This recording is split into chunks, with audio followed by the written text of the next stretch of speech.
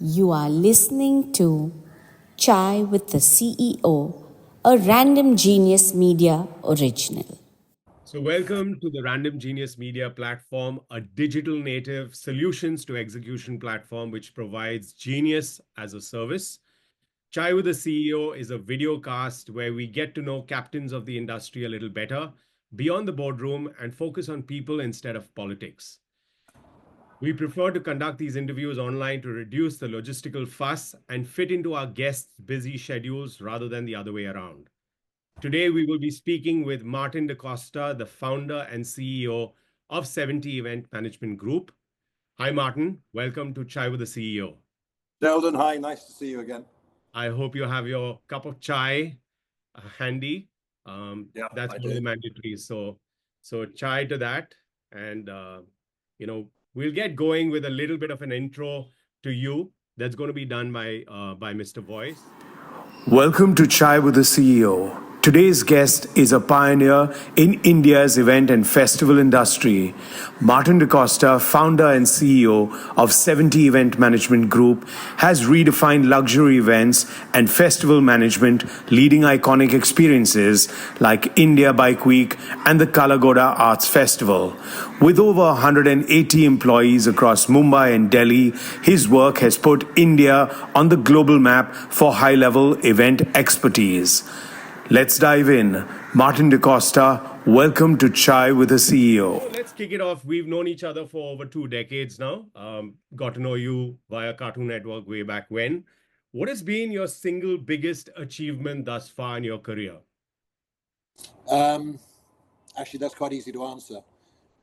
It is the fact that I've been able to retain the 10, 15 people that I first met back in the sort of mid to late 90s. And when they were very young, in fact, I was very young as well. I was 25 when I arrived in India. And I've been able to keep them as founders of the company alongside me, as directors of the company alongside me. I've been able to share the company with them, or the companies rather. And we've been able to stick together for, almost, coming up to 30 years now in building businesses. Yeah. How do you keep yourself so young and energetic even after doing 1,000+ events, right? You still look not a shade over 25. Well, 55. Thank you, Sheldon. That's very kind of you. No, I don't know. Long ago, I realized that to reduce stress in the event management industry, business, whatever, it is about planning properly, right? So you want to avoid stress in life generally, don't you? So yes. And you do that certainly in our industry. I think in most industries, I would imagine, in two ways. One is that you plan well in advance and you plan properly and you plan on paper, right? So that you know exactly what's going to, you try and predict exactly what's going to happen. You try and predict what you're going to do about it when it happens. But the second thing is referring back to what I said before, is just to have the right people around you. It's impossible to build anything without, it's a cliche, right? I'm sure every CEO says this, without the right people and all this sort of stuff. But it is true. There's a degree of trust and a degree of friendship, without which you cannot achieve anything. And that helps to keep the stress at bay, because God knows there's enough stress being piled on us by clients and just by the vagaries of the Indian event management scene, the government, etc. But you try and sort of waylay it in those two ways. Yeah. So is that the secret for building a successful team? You have, your core group, which is Xerxes, Kainas, and Tanush and Darash, staying with you for over 2 decades. We did Toon Cricket way back when, and they've still been on the ride with you. So is it trust and a good friendship that's kept you guys together? Yeah, I think so. And also just the willingness to share in the successes, and not to sort of try and put yourself too far forward and take all the glory and take all the plaudits, and to allow each other to sort of develop into areas where we're good at what we do, and to support each other when, because when 4 or 5 people are working very closely together, and to be honest, Sheldon, these days it's more like 20 people for the last 15 years. There's Baneet, and there's Anil, and there's Sushant in Delhi, and there's a lot of people, there's a lot of moving parts, and we recognize what each other is good at, and we don't try and step on each other's toes. We try to be fair about the money, which is obviously very important. And we try and listen to each other's problems when it comes to the money or the time or the stress. And it is a partnership. I actually almost see it more like a sort of legal firm, like one of the sort of top legal firms where it's 15, 20 partners working together. And they share in the successes and of course the failures or the crises of the company together.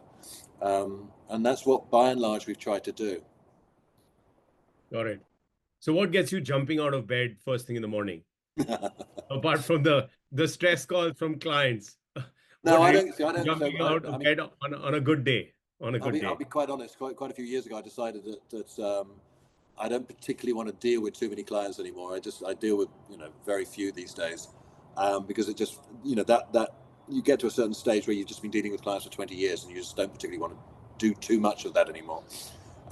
So that's been pushed down through the company.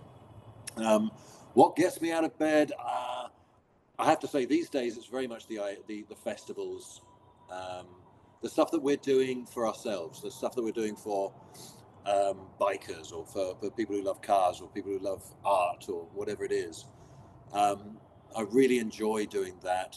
I have to say I really enjoy visiting a lot of the events we do. I mean, as you know, we did a lot of the Ambani weddings, we did the Christian Dior show, we did the Sabyasachi show. So going to shows like that these days at my age, it's just great fun. And after 30 years in the business, you just you know so many people, you've got so many friends, that it is a little bit like living in Mumbai in the late 90s, where there were 3 nightclubs. There was maybe 1,000 people that were going out to those nightclubs and bars and restaurants. And so wherever you went, you'd meet friends. And the event industry for me these days is a little bit like that, when we're doing these things. Do you get overly critical at your own events? Like get that? Yeah, always. Always. Yeah, we all are. I mean, we all are.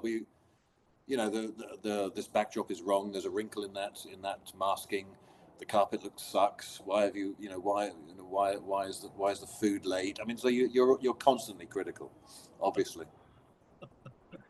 So how do you sift through ideas, right? I mean, the ideas are dime a dozen, right? And get to know which ones really have legs or which ones are exercises and vanity, right? How somebody new joins the company, comes up with some great ideas, and how do you manage that process?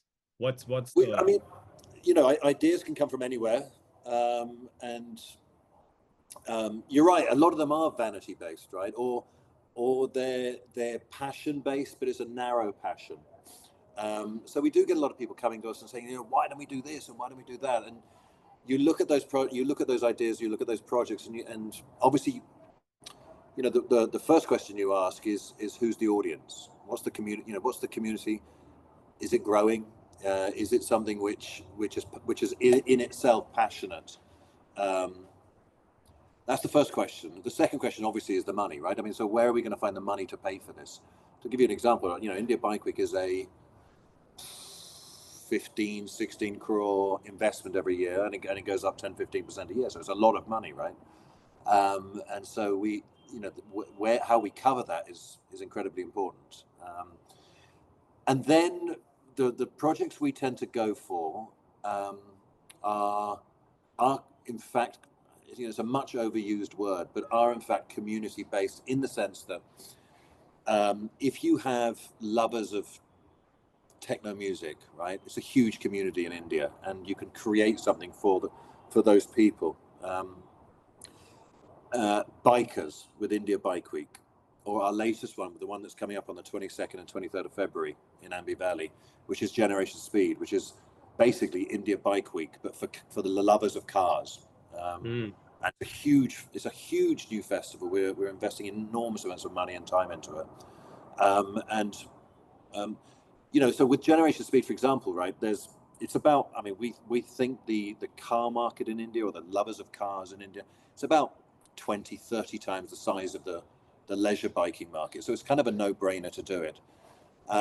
Over the course of the last year, we've met, I mean, literally hundreds, if not thousands, of men, women, boys, girls, who are just fantastically invested in and passionate about everything from motorsports to modded cars to supercars, classic cars, vintage cars. It's just this vast community. And for us to create a festival for that community just kind of makes sense, right? And plus it's an enormous industry vertical as well. So you can almost see where the money might come from. And then the challenge is once you've created something like an India Bike Week, for example, or a Kala Ghoda Art Festival, or a Generation Speed, is then to hand it over to the people that are coming to it, so to that community. And India Bike Week over the last decade, for example, I mean, the bikers that come, and there were 25,000 of them this year, they really feel it's their festival, right? They don't feel it's a 70 EMG festival or a Whizcraft festival or whatever. It's very much their festival. They seem, they think they own it, and they do in a sense. It wouldn't happen without them. So it's that, it's that lack of overt ownership, I think. We're not putting ourselves forward. We're not trying to make ourselves into these superstars of the event management scene or the festival scene. We're creating these things and then stepping back and letting people come in to own them. And that's what, frankly, that's what turns me on. I mean, I there's nothing like walking into a big successful festival and just seeing everyone loving it. It's what happens at Kala Ghoda. It's what happens at India Bike Week. It's what happened at Zambala when we did it at the yoga festival. Nice. Sounds great. Very important question, follow-up question. How do you go about selecting sponsors, right? How do I go about? How do you go about selecting sponsors? So you've got a great idea. Selecting. So I like You've detailed it out. Yeah. And the follow-up question to that follow-up question is, which comes first, the event or the sponsor? That's really funny. I mean, selecting, right, is a very loaded word in this context. Let's take India Bike Week as an example. There are well over 60 corporate partners at India Bike Week, ranging from the big sponsors like Gulf and so on, to most of the motorbike companies, and then right their way down to sort of exhibitors and that sort of thing. Well, if you include exhibitors, it's well over 200 brands that are involved in India Bike Week. So the short answer to your question is we go to everyone and we create the packages and we say, here it is. What do you guys think? Inevitably, when you're launching something in India, the sponsors, the corporate partners are all like this. And then you'll get sponsors that will, and I'm not going to name them here, but I mean, that will just mess you about. They'll approach you saying, listen, we really like this, and then they'll delay, trying to get you to drop your price, and just trying to negotiate in that rather ugly way. And what we consistently say is that, listen, it is about the money. Of course, it's about the money, and this is the money. We're not gonna. This is how we've developed the proposal for you. This is how we developed the pitch for you. This is the valuation that we think it has. We're happy to discuss that valuation. It's the financial valuation of the package we're offering is well beyond what we're asking for in terms of a cash outlay. But if it comes down to you or a rival sponsor, which is happening currently in Generation Speed, it happens in India Bike Week all the time, then we'll take the sponsor that wants to work with us, right? We'll take the sponsor that has great ideas, that wants to partner with us, that wants to make the event bigger or the festival better, and then by proxy of that, make their own involvement in the festival better. So to summarize, we talk to everyone. You talk to everyone, and then we talk to everyone in a fairly consistent, measured way. It's not a scattergun approach. So for example, for oil companies, we'll create an oil company proposal for them, saying that this is what we think will work for you, and then after that, once we've agreed with that sponsor, then we'll work with them to develop their input into the festival. And it has to work both ways. If they're going to try and do something which is going to ambush us, or which is going to make the festival look bad or whatever, we just say no. And for Generation Speed, right, which is the first time it's happening, there's obviously and there was for India Bike Week as well, and there was for Kala Ghoda. There's obviously a huge reluctance to get involved because it's the first year. They have no idea what's going to happen. And Generation Speed is just so large. It's, the scale of it is so enormous that they can't get their heads around it, right? Especially if they've not been to India Bike Week, right? So Generation Speed is going to end up being 10 to 15 times the size of India Bike Week. Oh. Even in the first year, it's about the same scale as India Bike Week, right? In terms of size and all the stuff that's happening. And most of these guys, they just can't get their heads around it. So until it happens, most of them won't get involved, which is fine by us. Which answers your second question, which is, does the money come first or does the idea come first? And for us, it's very much the idea. I do know I've got peer group agency that also do IP stuff, and for them it's about the money. Now, can we get the money, or we're not going to do it? We approach it from the opposite direction. We ask ourselves, firstly, is the idea great? Is the community there to support it? And then we say, yeah, we'll build it. And it's like Kevin Costner's Field of Dreams. You build it, they will come.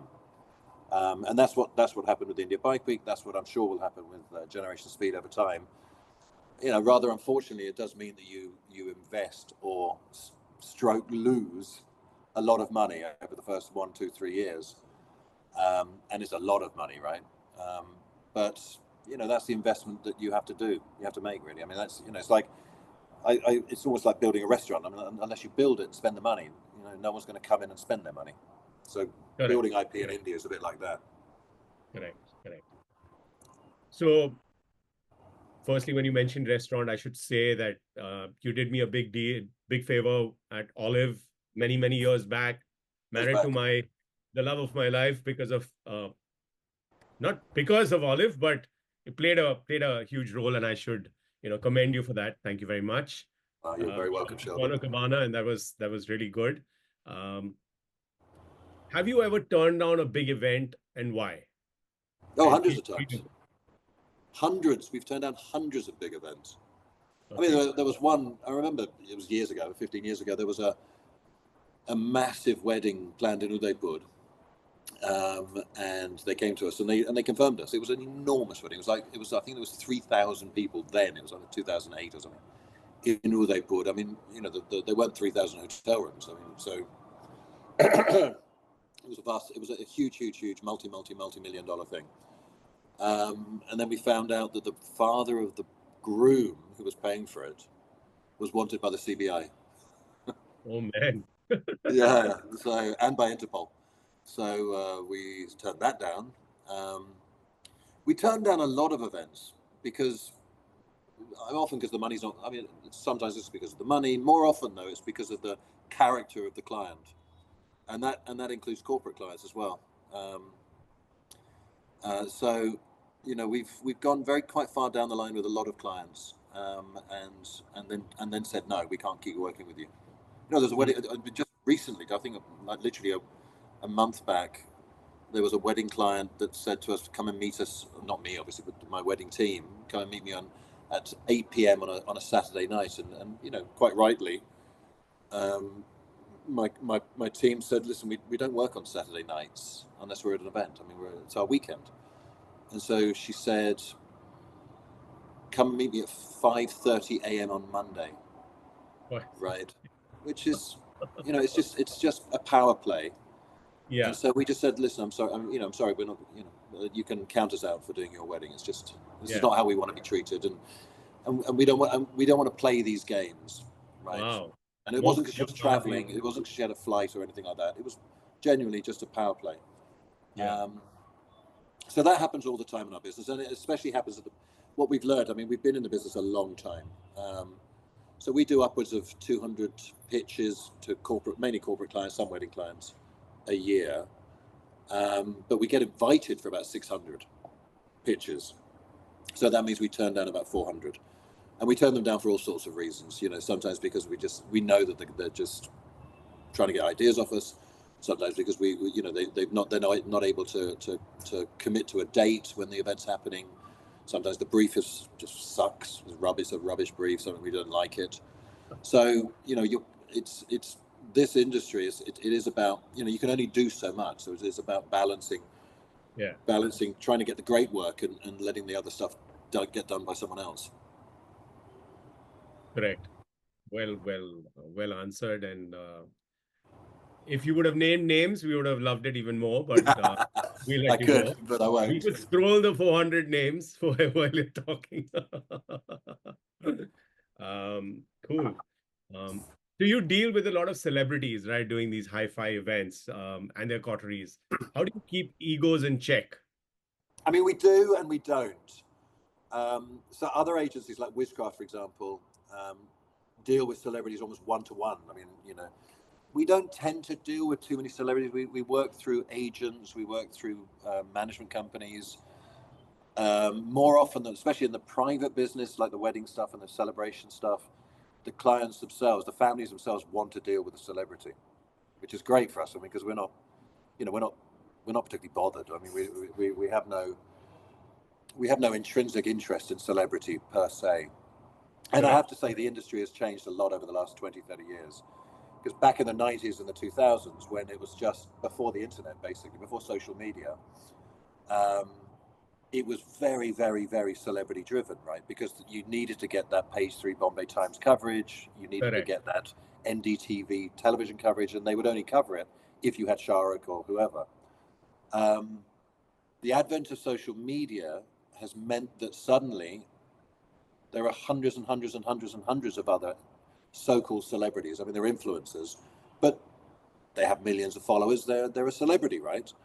And so for India Bike Week, for example, where we do deal with celebrity, I mean, we had 3 or 4 very big name Bollywood stars come, but we didn't pay them. We hosted them, and obviously we looked after them when they came to the festival. And we made sure they had a great time because they are important people, right? But then we also made sure that I think it was 480 influencers, so-called, right? So the Instagrammers and the YouTubers and all these sort of people, we made sure they had a great time as well because they're also equally important to us. So there's been this sort of democratization of celebrity in India, which I'm extremely happy about because it's. I always found it a bit depressing that the success of your event was measured by how many Bollywood stars you could get at it or how many cricketers you could get at it, irrespective of how good the event was. So that thankfully that by and large is gone. Correct. So in that same vein, you've been one of the founding, 70's been one of the founding members of the event, the EMA, basically, which is the apex body of events in India. So what's your vision for the event management and experiences economy, if I may say, in India, right? I mean, it's the one. I mean, there are many areas that EMA's working on with the government. Everything from venues to I mean, our perennial problem, which is licensing and permissions.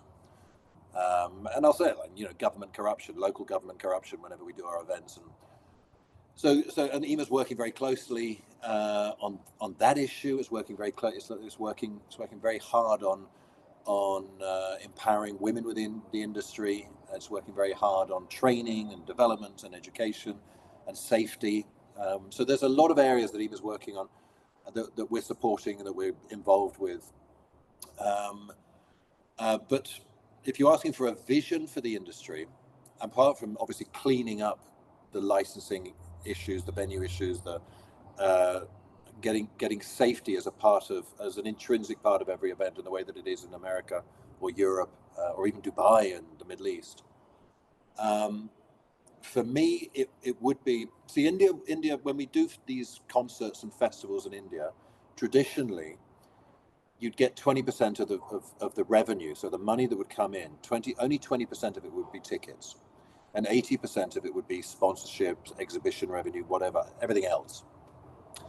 That over the course of the last, really since COVID, I suppose, that's gone to about 60-40. So it's about 40% ticket revenue, 60% sponsorship. Obviously, when it comes to something like Coldplay, where you have 130,000 people in Ahmedabad and whatever, then it doesn't apply for that. So for these vast multi-million dollar international concerts,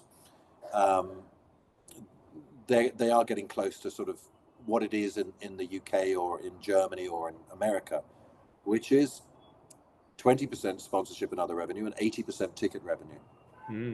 Wow. But outside of those, possibly Arijit Singh and a few other Indian artists, but mainly the Coldplays and the Ed Sheerans, it still is about 60-40%. So your ticket revenue is only 40%. But it is changing. I mean, so that percentage is that ratio is slowly going more and more towards tickets.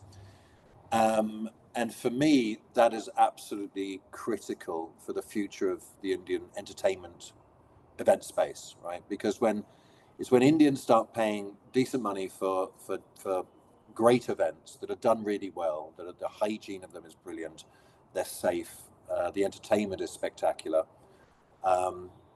That for me will lead to a dramatic shift in the whole live entertainment space in India. And to give you a sense of it, I mean, I've used this sort of analogy many times in the past. So in London, what is it? Today's Wednesday. So in London tonight, there'll be 40 comedy shows. There'll be, 80 to 100, West End, off West End theatre productions. There'll be 18 operas. There'll be, you know what I mean? There'll be 30 dance performances. And then there'll be 100 music performances across the city. And that's all because of tickets. That's all because people are stepping out and buying tickets to go to things, and spending decent money. And the entertainment tax on those tickets is zero. Now, once we start replicating that in India, there's going to be this explosion of live entertainment across the country. And the quality of the things that you create will be better. You won't have to rely so much on the corporate dollar, the corporate rupee. You'll be creating stuff for people that they'll want to pay for, right? And so just the quality of the artists, the quality of the comedy, the quality of the festivals, everything will go up.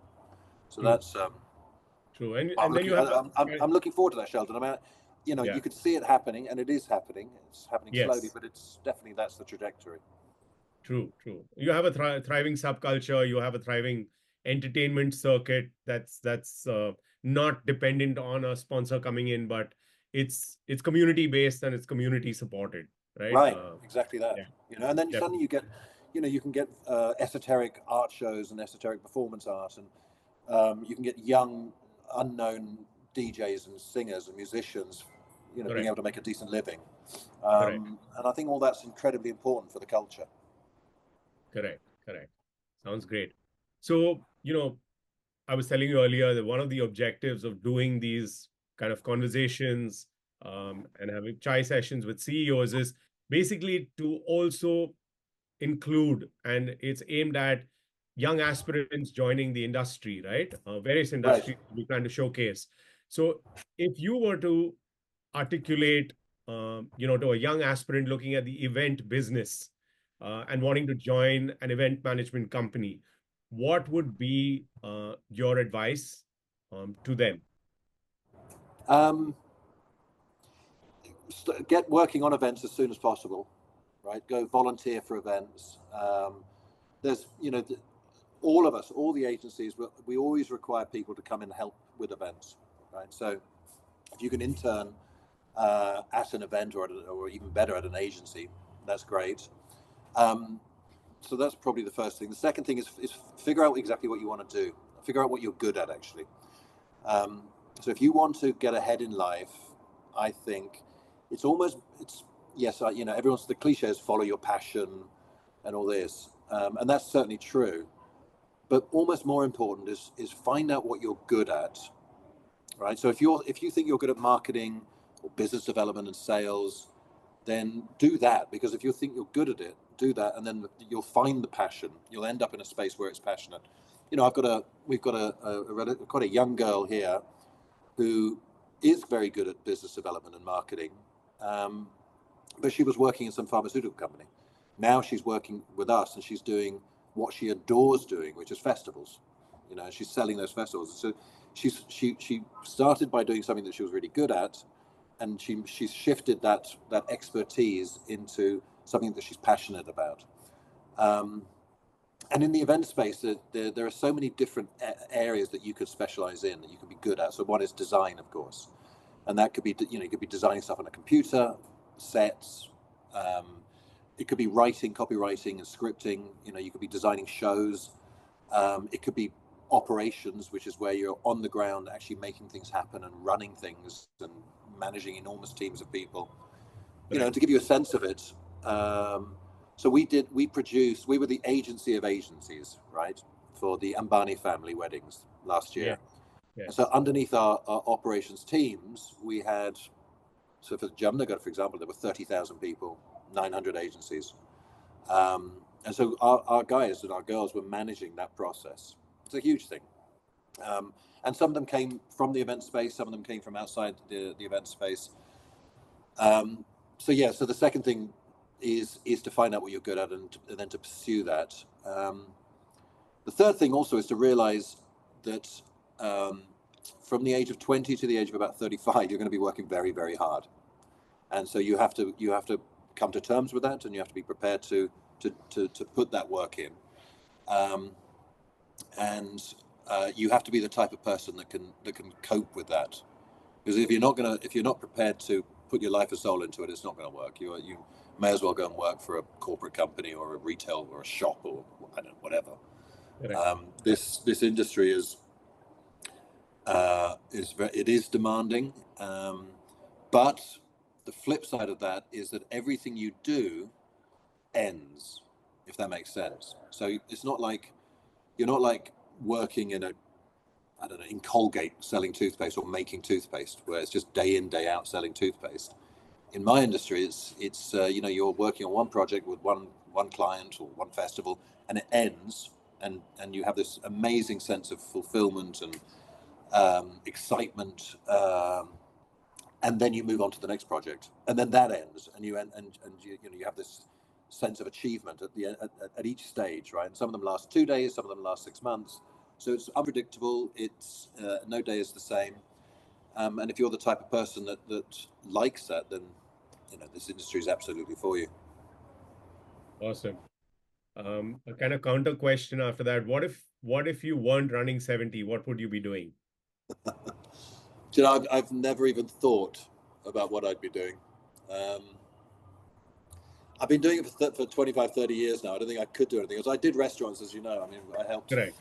I worked with AD Singh to set up Olive across the country, but I did that I didn't work very hard at it. I'll be honest. I wasn't particularly interested in it. I enjoyed it. I mean, super fun setting up restaurants in your 20s. I mean, I was 28 or something. So, I can't recommend highly enough getting involved in setting up a restaurant or a bar when you're 28. It's great fun. But after 7-8 years of it, I was done. I can't really think of anything else. I mean, it's something that I've been thinking about a lot over the last 2 or 3 years. Like, what will I do next? But frankly, there's not much I want to do next. I'm doing what I want to do. Excellent. I think you make a great model, maybe modeling or, voiceovers and stuff like that. So I think you're a talented guy, man. When I was in 1996 and I was 26 years old in South Mumbai, I did a Durex commercial. Yeah. At the time, they paid me 50 grand to do it. I was like, this is more money than I've ever seen in my life. And since then you kept it. And since then you kept it under wraps, right? It's there on YouTube somewhere. I've never seen it. There on YouTube somewhere. I'm sure it's on YouTube somewhere. We'll look it up. We'll try and hook it into this feed. Tell us a little bit more about Martin, the family man. Do you ever show up at home? Your wife and have a what at home? I said, do you ever show up at home? Tell us a little bit more. I'm family guy. These days I live. So Sarg and the boys. So my wife's Sargadika, and I've got 2 boys, 21 and 18. The 21-year-old's in London at the London College of Fashion. The 18-year-old wants to become a cook, wants to be a chef, wants to set up restaurants. So he's going to be going to culinary college next year. And we all live in Rome, and I commute between Rome and Mumbai and New Delhi. So, nice. so I go backwards and forwards, which I've been doing for years now. And we're super close, and we love hanging out with each other.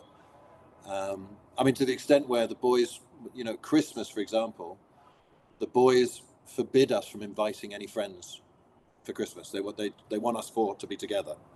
And we have a great time together.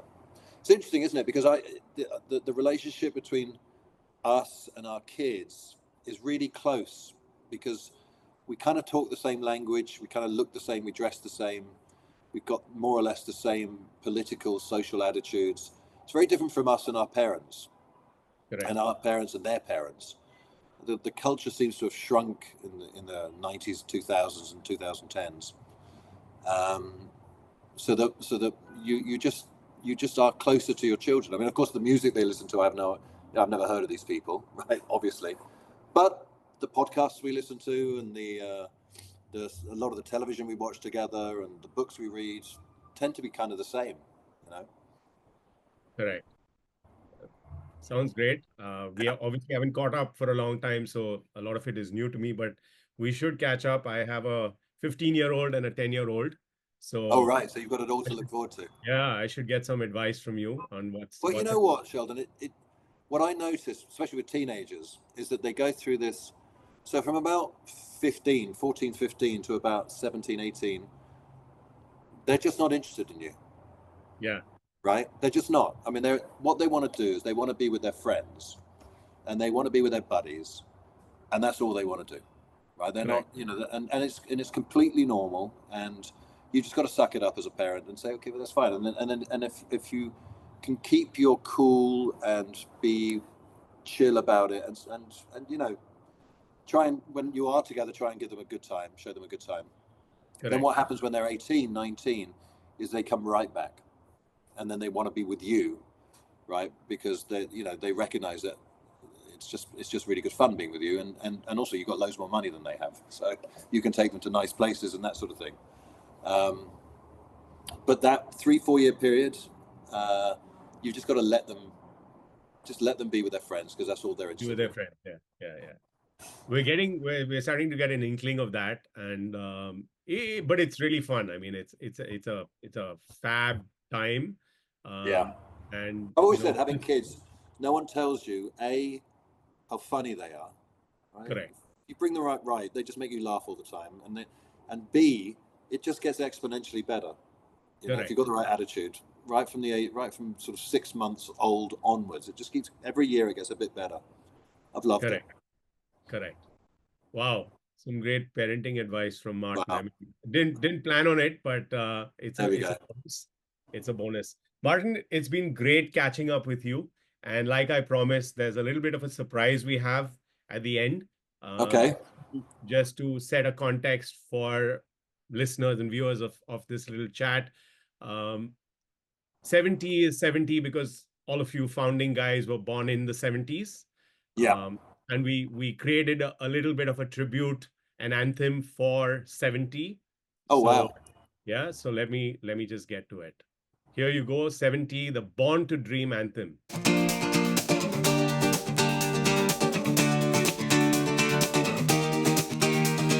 Born in the 70s, they had big dreams, they had fire in their eyes, built a vision, raised the bar, turned their passion into stars in the skies. No limits, no fear, they made the impossible clear. They built a dream, they made it real, now the world stands up to cheer. I've known them for years, through the highs and lows, through every storm, they still rose. When the road got tough, they stood there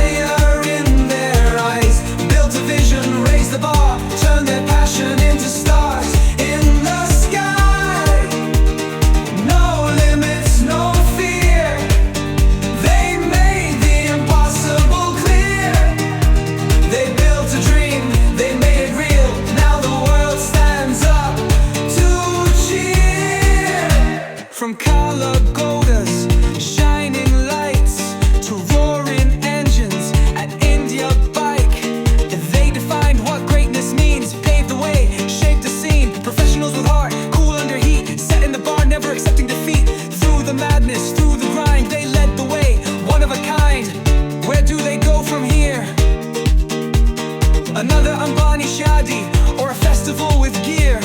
Whatever they choose, one thing is clear. Their names in gold, they've conquered the years. Ask them the secret, they just smile. Chill, yeah, it's just our style. Love what you do what you love. That's how you rise and rise above. Sajid's watching, proud and bright, saying, told you man, you did it right. Born in the 70s, they had big dreams. They had fire in their eyes.